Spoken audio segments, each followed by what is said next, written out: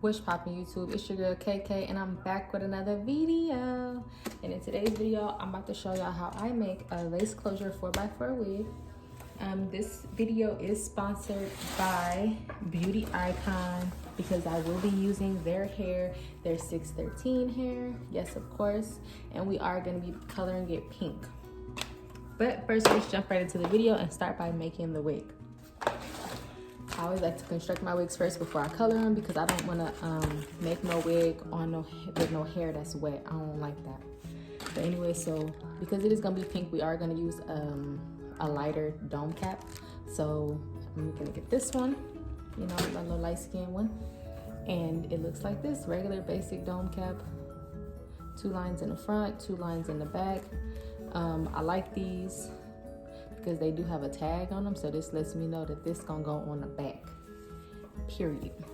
So we have my mannequin right here, Betty Sue, and we're just gonna put her on. This is a 22 inch, and that's the type of wig that that's the size that we're gonna use right now. Just a basic average 22 is what most people's head size is. So we're gonna fit that right on there. This is always where the top of my forehead would be. That's like kind of where I will mark the forehead of my client, where their hairline will stop at. So I have this measuring tape here. So I'm just gonna secure that down right there. Take my T-pin as close to that measuring tape as possible. Secure that down right there. Then I'm gonna take the back all the way down, and I have my measurements written down here for just like the basic measurements. So this mannequin is real ghetto too, by the way, please don't mind it.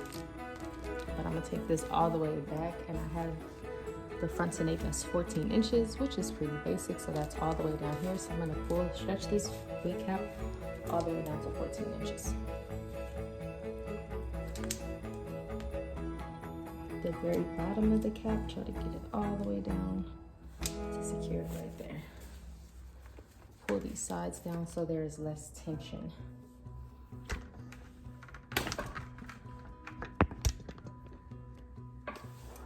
Pull these sides down so there's less tension. You can see right there at the 14 inches. And then from my nape to nape, I do have it at 5 inches, which is pretty much from this gold thing right here all the way to the 5 right here. So I'm just gonna take 2 more pins and mark those measurements down. Starting on the 5, and put it in at a diagonal so it's easier for you to pull them out, because if not, you'll see where like the cap kind of gets stuck in the pin, and that's a hassle to get out. So always try to do it at an angle. Then bring it right over here to the 1. But it's really where the gold clamp starts at. And there, that is 5 inches across, because these wigs are made for anyone to put them on. It's not really a specific person, so I kind of want to have the measurements as general as possible. They do go for sale in the beauty supply. So yeah, the beauty supply guy is like, hey, can you make me a wig? And I'm like, sure, I sure can. Just supply the bundles and stuff, and then I make the wig. So yeah, bringing her back. Now, for me, in my personal experience, the front hairline is very important. Why is it important, you may ask? Because when the client is wearing a 4x4 closure, it stops right here, roughly. So this is the 4x4. This is the 4x4 right here. And so that's where her hairline is gonna be. She's gonna wear that, it's gonna look natural for her hairline. And you kind of want that to be even all the way across, because you don't want a client to have a 4x4 right here and then her natural edges are peeking through, because you have all this showing right here. When a client wears a wig, she wants to be able to pull that all the way over her edges and tuck in as much of her edges as possible. That's why it's important to measure going around your temple from ear to ear. So that's what we're gonna do. Measure around the temple, and I have the temple measurements at about 15, which is pretty generic. So I'm gonna start here at the 1. And then I'm gonna come all the way around. Hopefully it's 15. It's not 15, it's 16. So what we are gonna do is measure it at the 15.5, just to make sure that it's all even. So I'm gonna take this at the 15.5. And remember, my measuring tape marks 16. So technically that's 15.5. I don't know if you can tell, one side is higher up than the other side, and you can tell because it's buckling right here. It's stretching here. So we're just gonna take this pin and take a 1/2 inch away as well. And we're gonna mark it at the 1/2 point. See? Now it's looking they're looking kind of similar, if that makes sense. So take this one and make sure it stays there. And it was pretty perfect already, but you just want to make sure that it stays there. I'm gonna come up a little bit further than 1/2, just because I do not want this to slide back on my client or anyone. I don't want it to slide back and you to see their natural edges. I want it to be perfect. I'm gonna be able to pull their wig up and it all fits and it's all nice and even. It's symmetrical. Period. Now moving on. I really don't necessarily do this unless I'm going doing a frontal, but for the purpose of this video, let's see. Now if we had a 4x, if we were to measure this going across, I do have a measuring tape here, but I cannot see it. So yeah. Let me find my measuring tape. So we're gonna start, let's say, from here. We want it to lay pretty flat to here. It's about 14 inches. It's about 14 inches. And dead in that center is 7. So because this closure is gonna go in the middle, I need to know where the 7 mark is at, so I'll know exactly 2 inches this way, 2 inches that way. You understand? You understand me? Is it making sense? Like, this is where that 7 mark was at. That's the 7 inches. And because I'm doing a 4x4 closure, I need to know where that 7 is. I need to know that that's the center of the wig. That's where her middle part will lay, dead in the center. And also I'll know I can go 2 inches out with the lace this way and 2 inches out this way. And that's where the 4x4 closure will sit, if that makes sense. Let me know if I'm confusing. Let me know in the comments. Any questions y'all got, let me know. Trying to make it as easy as possible for y'all. So with that being said, and I feel like it's pretty, it fits pretty well. I don't have no, if I can't just grab at it one easy time and kind of like pick up, no excess cap, I think it's fine. You still do want to have a little bit of space because when that sewing machine hits it, it's going to shrink a little bit. So you always want to have that resistance. If I was to say hem it right here, just to make sure that everything is nice. See, I can't even grab it. But if I were to hem it here and take all this in, and then I would sew on top of this with the stitch, and it would bring it in, the wig would be too tight, it would be too small. I'd rather have a wig that is a little too big than way too small. That's key. But so with that being said, we're gonna go ahead and take our closure. And this is the hair, this is the closure from Eve Hair Inc. It's an HD Swiss transparent lace closure. I really do like these. If I recommend any of my clients to go get some hair from the beauty supply, I definitely tell them to get this closure because it's just a really good closure in my opinion. The lace is really transparent, like you really can't even see it unless you look for those little end tabs, but that's real clear. You can read that 100% virgin natural Brazilian ruby hair, period. So yeah, we're just gonna take this off the top. Discard of the extras that we don't need. Take it away from the board as gently as possible. And this actually says it's a 4x5, so we'll see where the 4 is and where the 5 is.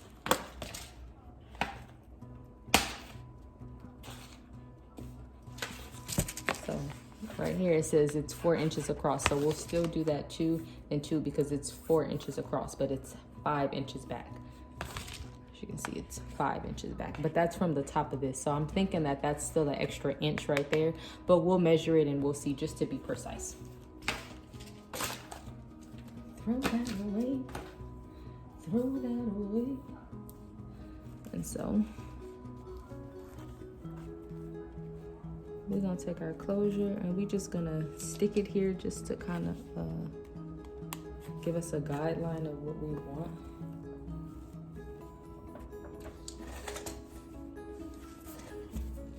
And then the back here, we can move this out of the way. I mean, it's really not necessary. I'm gonna try to put it back exactly where it was, but as you can see,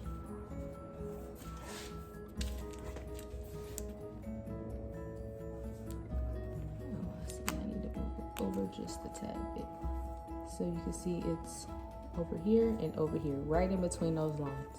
So that means it was 2 inches on each side of that line right there. And just for the fuck of it, let's just be precise.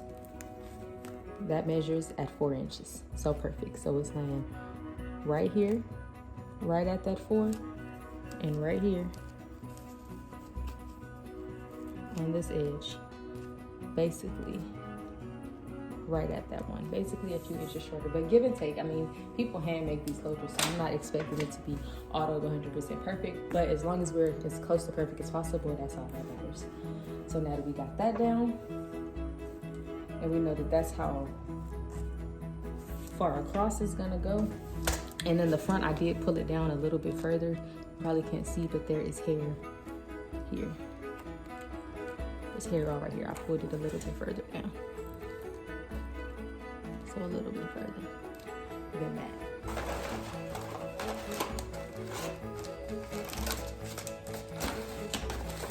We're gonna take the color of our T-pins. I got these from the local beauty supply. They were only $1.99 for a pack of 12 of them. Not bad at all.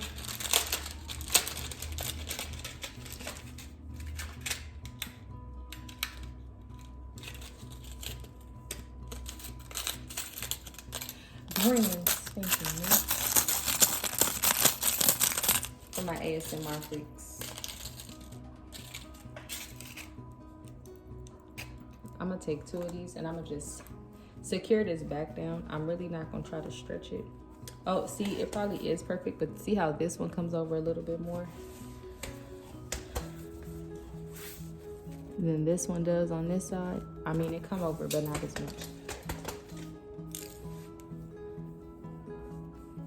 So what I could do is take this and move it over just a tad bit more to the left. That way that's coming over on that side and that's coming over on that side. Perfect, perfect, perfect, perfect. Because remember when we measured that 1 was right there. And that 4. What you want to do is you want to take it and you want to kind of stretch it, but not too much because you don't want to create no holes. And if you put it in at an angle, a little bit at an angle, tuck that in, stretch it, it'll make it flat. Make it kind of flat. Of course, we're gonna put one right here, so it's gonna be even flatter. As a matter of fact, I'm gonna do that now.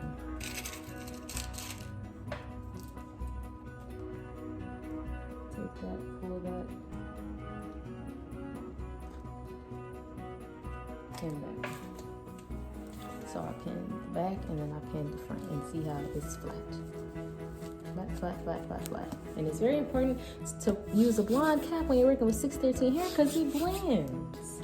You don't want no black cap seeing through your blonde hair or your light pink hair.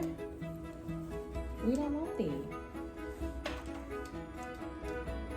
Just flip this out of the way, and I'm gonna do the same exact thing like I did on that side. On this one, I really didn't stretch it too far, that's why it isn't too flat, but I'm gonna just take it, put it in there,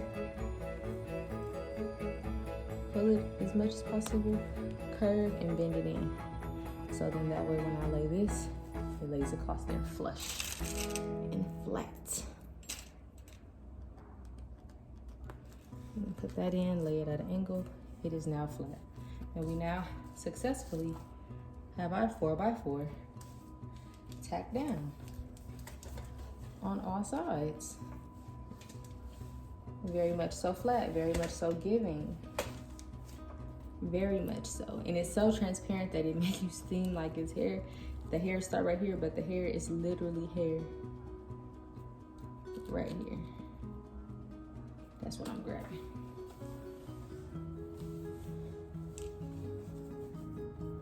Let me just secure this up. I really want it to be out of my way when I begin sewing on my sewing machine, because those hairs will get on your nerves because they will magically unravel and be everywhere in all the stitches, doing the most like it's a party. So you just want to secure that with an elastic or a clip, whichever you feel more comfortable with. I am going to use both. And ta-da, presto.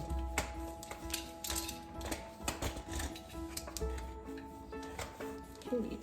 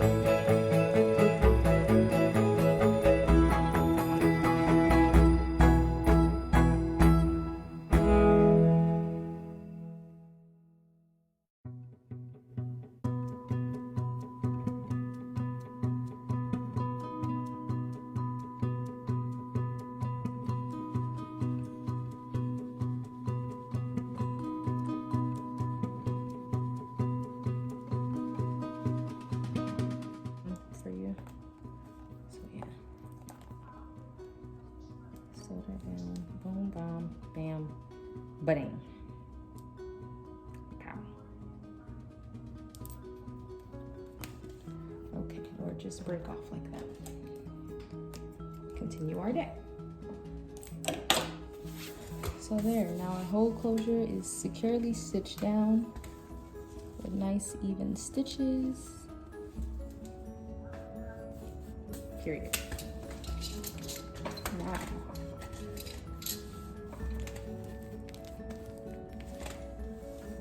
we're going to take our measuring tape again.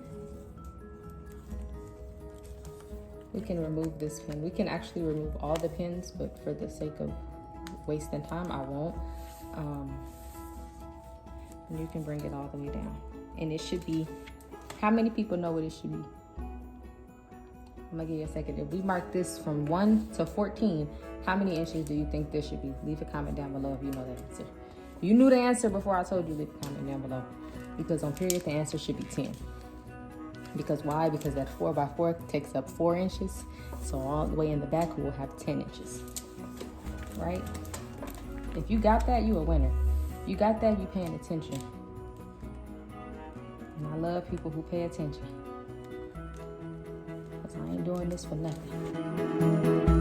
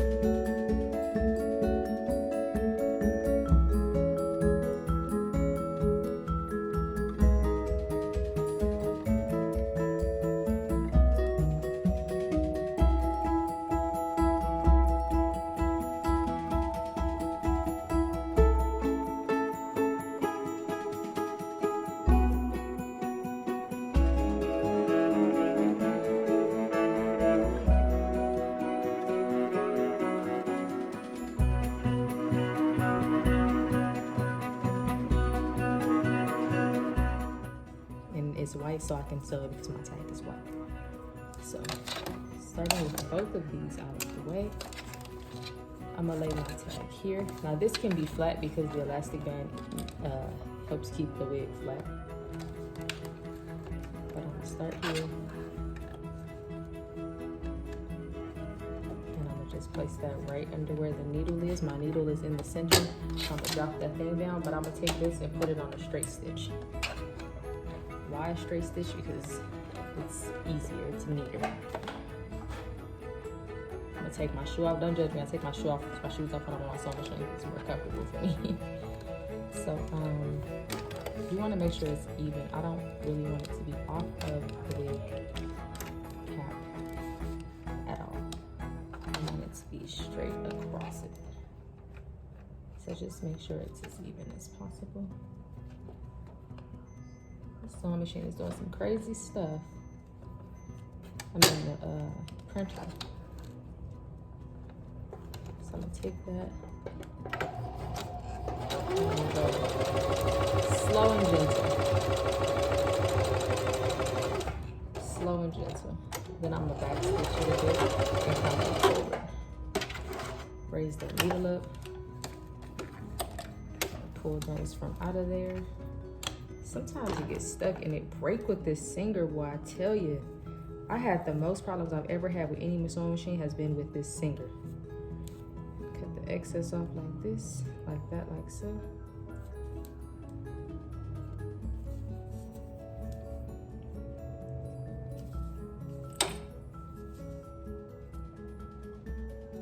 And that's a nice straight bottom stitch. I know I got it on my butterfly a little bit, but it's okay. It is okay. And then we're gonna do the same thing to the top. But like that's how I like to have it straight because I don't like it hanging off of the wig cap. I like it straight. And then we're gonna come again to the same thing. And you see how I'm kind of like bunching it up a little bit up here. And now the top, the very top of it is stitched down. Side by side, one on top of the other. For the most part at the beginning, I don't even be tripping because I'll probably cut that off anyway if it ain't straight how I like it to be. I don't have time to be fiddling with no hair, but I'm gonna just try to get it as lined up as possible. I'm gonna turn this to the zigzag stitch.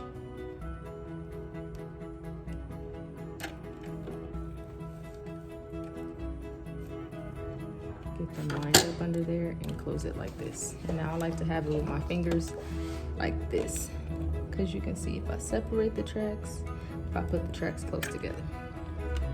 With my zigzag stitch, I want to make sure that each stitch, each weft is getting a stitch through it so that they're connected by the stitches. And as you can probably kind of see, it's doing that. And you can go as fast as slow as this as you want to. If you're just starting out, I recommend that you kind of go slow because you can miss stitch. Sometimes you see how I misstitched, but we can just go back over that later. But hold your fingers like this so that it's literally one on top of the other. Now I could be done with this because now this is just the single. One of the tracks is done. That's the end of one of the tracks. And then this track just has a little bit more hair on it. Sometimes that's common, it happens.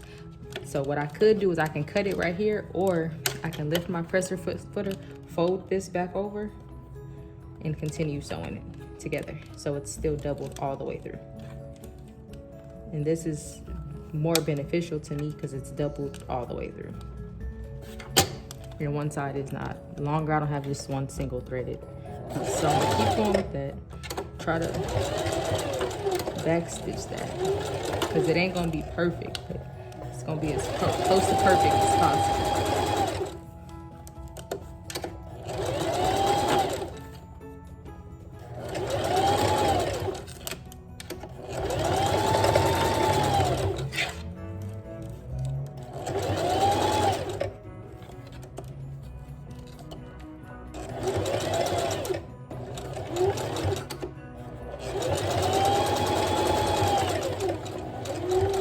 Not too much, because when you're sewing it on the wig, you want the thread to still be able to go through this piece, so you don't want this too thick.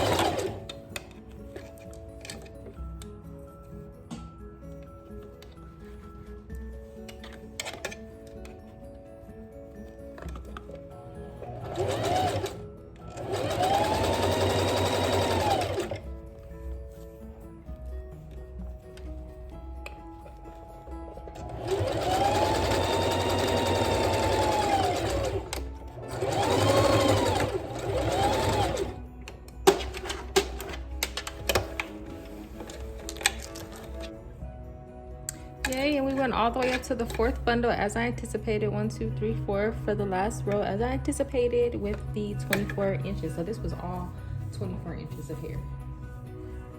So all the way up to here. Now we needed was 10 lines. I think we did 6 with the 24 inches. So that's really good. Because I doubled both of the 24s together, so it's all even, it's all flat. I didn't have to continue, stop, and I might save this one for the top, the very top, and bring it around and lay right around where the closure is gonna go. So we're gonna save this 24 inches, and if it's a little bit longer, it's a little bit longer than the 22, then I'll just, you know, cut it and layer it. I'm gonna layer it anyway when I style it. This is what it's looking like on the second to last bundle. As you can see, we're really close to the closure, and I'm just gonna put one more right around where that closure lies. So now we're done with the 22. That's where we ended with the 22. And like I said, we still have this last piece of the 24, and we're just gonna put that right all the way around the closure, and then that'll close out my wig. We'll be set. Here's the inside. Looks really neat for the most part. We're gonna clean it up.